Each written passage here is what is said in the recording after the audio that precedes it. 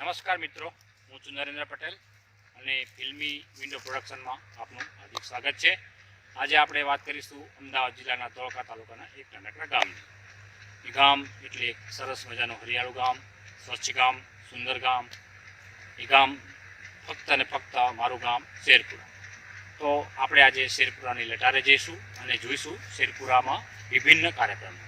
શેરપુરાનો જન્મ આજથી 80 વર્ષ પહેલાં અમારા પૂર્વજોએ, અમારા વડીલોએ બહુ મહેનતથી ઊભું કરેલું અને સાચવેલું આ હરિયાળું અમારું ગામ જે શેરપુરા. મારી સાથે મારા બે મિત્રો પણ છે, મારા સહપાઠી છે. તેઓ નવા છે, હજી આ ફિલ્ડમાં નવા છે અને એડજસ્ટ કરીએ છીએ. અને અમારી કોશિશ છે અમે કંઈક નવું આપીએ. તો અમારો પ્રથમ આ વિડીયો છે. તો આપણે આજે મુલાકાત લઈએ શેરપુરા અને મારીએ શેરપુરાની લટાર. મારી સાથે મિત્રો છે શુભમ પટેલ અને બીજા મિત્રો છે દીપ પટેલ. તો મારીએ શેરપુરાની લટારે. નમસ્કાર,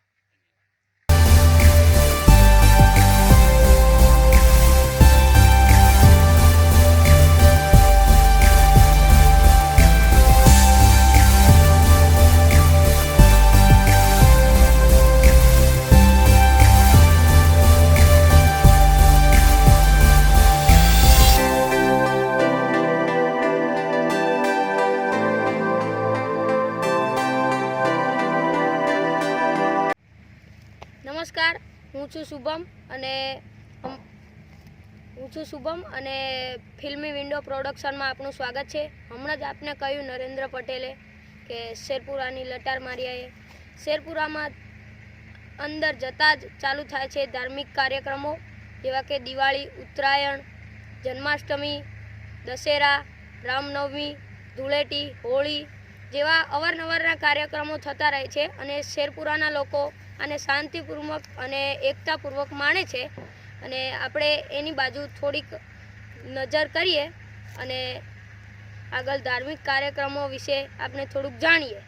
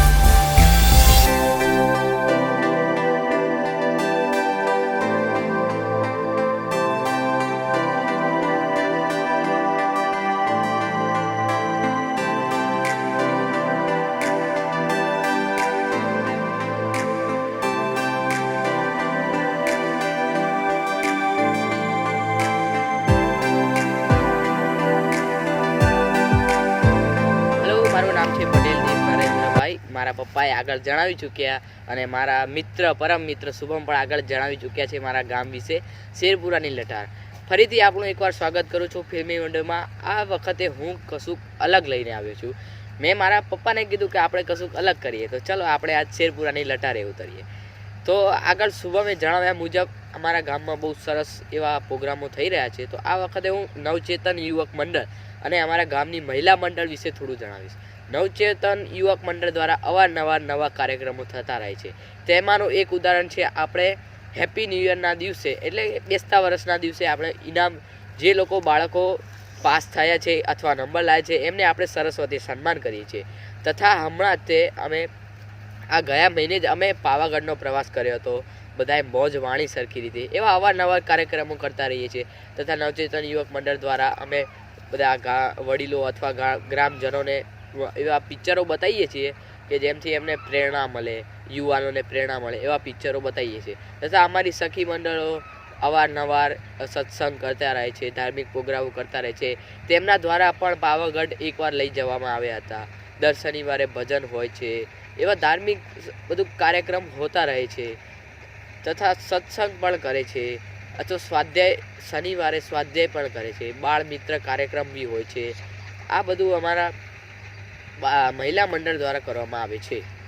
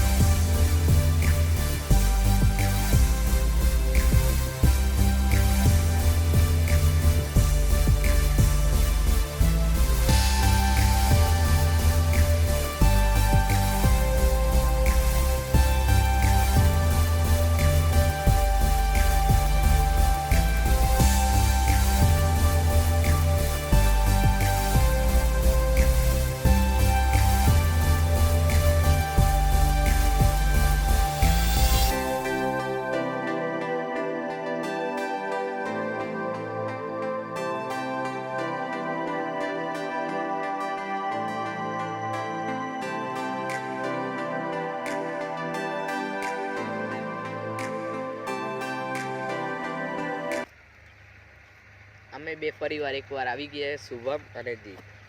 હા દીપ, તને મારું ગામ કેવું લાગ્યું? બહુ સરસ, બહુ એકદમ ગામમાં- નેચરલ, કુદરતી, પ્રોગ્રામ બહુ જ સરસ. મને બહુ જ પસંદ આવ્યું. કાર્યક્રમો મહિલા મંડળ દ્વારા, યુવક મંડળ દ્વારા, બહુ જ સરસ. અતિ આનંદ આવ્યો મને આટલું જાણીને. અને તે જોયું આ હોળી, ધૂળેટી, ઉત્તરાયણ, દિવાળીના કાર્યક્રમો કેવા સરસ મજાના ગામડામાં થાય છે. હા, હું હમણાં ગઈકાલે જ ઉપસ્થિત હતો. મને આનંદ થયો ધૂળેટી પ્રોગ્રામ જોઈને.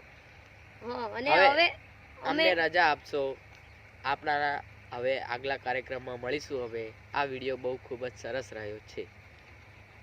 હવે આવતા પ્રોગ્રામમાં આપણે મળીશું. નમસ્કાર. નમસ્કાર.